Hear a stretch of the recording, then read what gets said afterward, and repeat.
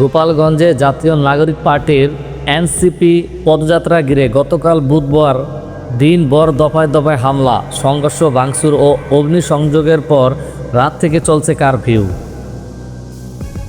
আতঙ্ক উৎকণ্ঠার রাত পেরিয়ে আজ বৃহস্পতিবার সকালে সেখানে থমথমে পরিবেশ।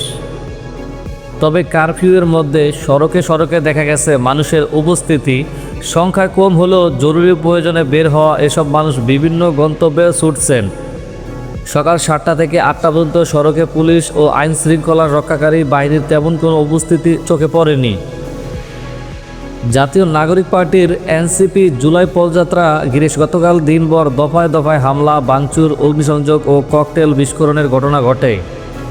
আওয়ামী লীগ ও নিষিদ্ধ ছাত্রলীগ নেতাকর্মীরা এই হামলা চালিয়েছেন। হামলাকারীদের সঙ্গে আইন শৃঙ্খলা রক্ষাকারী বাহিনীর সংঘর্ষে 4 জন নিহত এবং অন্তত 9 জন গুলিবিদ্ধ সহ অর্ধশতাধিক ব্যক্তি আহত হন।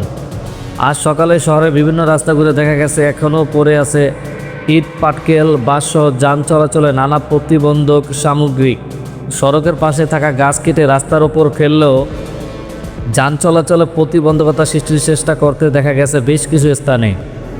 আবার সড়ক মহাসড়ক থাকা বিভিন্ন তোরণ ভেঙে ফেলায় রাস্তার উপর সেগুলো যান চলাচলে প্রতিবন্ধকতা সৃষ্টি করছে। সকাল 7টায় গোপালগঞ্জ শহরের গোনাপাড়া মোড় সংলগ্ন গোপালগঞ্জ চক্ষু হাসপাতালের সামনে ঢাকা খুলনা মহাসড়কের উপর পড়ে থাকা একটি রেন্টি গাছ কেটে সরিয়ে নিতে দেখা যায় এক নারীকে। রোজিনা বেগম নামের ওই নারী বলেন, সকালে হাঁটতে বেরিয়ে রাস্তার ওপর গাছটি পড়ে থাকতে দেখেন। রাতে কেউ হয়তো কেটে রাস্তায় ফেলেছে। তিনি বাদাম বিক্রি করেন, কয়টা ডালপালা কেটে সরাচ্ছেন সংসারের কাজে।